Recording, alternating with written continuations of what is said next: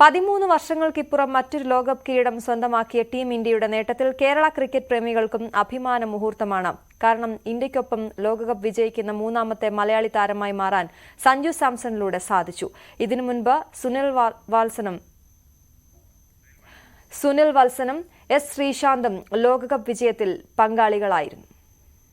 ലോകത്തെവിടെ ഒരു അഭിമാന മുഹൂർത്തമുണ്ടായാലും അവിടെ ഒരു മലയാളിയുടെ സാന്നിധ്യം ഉണ്ടാകുമെന്ന് പറയുന്ന പോലെ തന്നെയാണ് ഇന്ത്യ നേടിയ ഓരോ ലോകകപ്പ് കിരീട നേട്ടത്തിലും മലയാളി സാന്നിധ്യമുണ്ട്. ഇത്തവണ ഇന്ത്യക്കൊപ്പം ലോകകപ്പ് വിജയിക്കുന്ന മൂന്നാമത്തെ മലയാളി താരമായി മാറാനാണ് സഞ്ജുവിന് സാധിച്ചത്.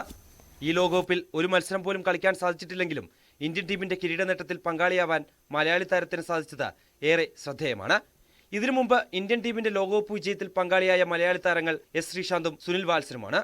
1983-ൽ കപിൽ ദേവിന്റെ നേതൃത്വത്തിൽ വെസ്റ്റ് ഇൻഡീസിനെ പരാജയപ്പെടുത്തി ഇന്ത്യ ആദ്യ ഏകദിന ലോകകപ്പ് നേടിയപ്പോൾ ഇന്ത്യൻ ടീമിന്റെ ഭാഗമായിരുന്നു സുനിൽ. എന്നാൽ സുനിലിന് ആ ലോകകപ്പിൽ ഒരു മത്സരത്തിൽ പോലും കളത്തിലിറങ്ങാൻ സാധിച്ചിരുന്നില്ല. എന്നാൽ ടീമിന്റെ കിരീട നേട്ടത്തിൽ പങ്കാളിയാവാൻ സുനിലിന് സാധിച്ചു. 2007 T20 ലോകകപ്പും 2011 ഏകദിന ലോകകപ്പും വിജയിക്കുമ്പോൾ ശ്രീശാന്തായിരുന്നു ഇന്ത്യൻ ടീമിലെ രണ്ടാമത്തെ മലയാളി താരം. 2007 ലോകകപ്പിൽ പാകിസ്ഥാനെതിരെ അവസാന നിമിഷങ്ങളിൽ മിസ്ബാ ഉൾ ഹക്കിന്റെ ക്യാച്ച് നേടിക്കൊണ്ട് ഇന്ത്യയെ വിജയത്തിലെത്തിക്കാനും ശ്രീശാന്തിന് സാധിച്ചിരുന്നു. 2011 ലോകകപ്പ് വിജയത്തിലും താരം പങ്കാളിയായി. ആ ലോകകപ്പിൽ ഫൈനലടക്കം 2 മത്സരങ്ങളിലാണ് ശ്രീശാന്ത് ഇന്ത്യൻ ടീമിനെ പ്രതിനിധീകരിച്ചത്. ഇപ്പോഴിതാ നീണ്ട 13 വർഷങ്ങൾക്ക് ശേഷം മറ്റൊരു ലോകകപ്പ് കൂടി ഇന്ത്യ ഉയർത്തിയപ്പോൾ സഞ്ജു സാംസണിലൂടെ വീണ്ടും കേരള ക്രിക്കറ്റ് പ്രേമികൾ അഭിമാനിക്കുകയാണ്.